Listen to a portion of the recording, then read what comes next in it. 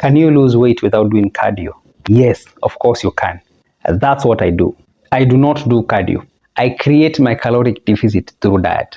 This will make me lose weight.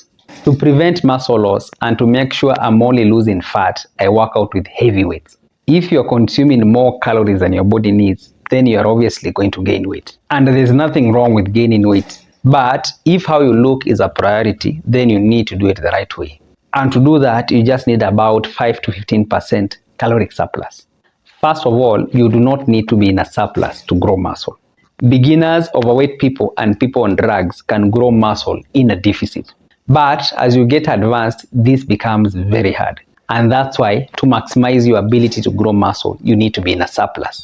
The interesting thing is, as long as the basics are taken care of, that means you're consuming enough protein, you're consuming enough fats, and you're consuming enough carbohydrates. It doesn't matter where the surplus comes from. It could come from sugar. Remember, the surplus will not be used to grow muscle. The protein you've eaten is what will be used to grow muscle. The surplus will make it a conducive environment for muscle growth. It will prevent protein breakdown and muscle breakdown for energy. I do not tell people to avoid bad foods for weight loss because there is no such thing. Weight loss and fat loss has to do with being in a negative energy balance. That means consuming fewer calories than your body burns. Everything else is a gimmick.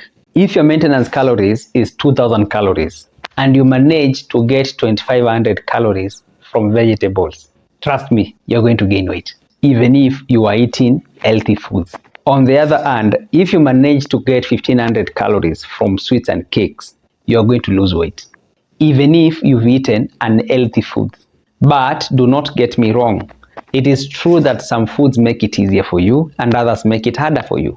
The nutrient-dense foods or the good foods make it easier for you to lose weight because they contain few calories per volume. The caloric-dense foods or the unhealthy foods make it harder for you because they contain lots of calories per unit and they are sweet, so they are easy to overeat. This is why traditional fitness advice is bad for you, because it is usually based on gimmicks rather than the basics. These trainers talk about good foods, bad foods, intermittent fasting, OMAD, carnivore diet, low carb diet, cardio, toning, supplements, and all these other gimmicks, which might help, but they are not the basics. The basics are simple and boring, and nobody wants to talk about boring things.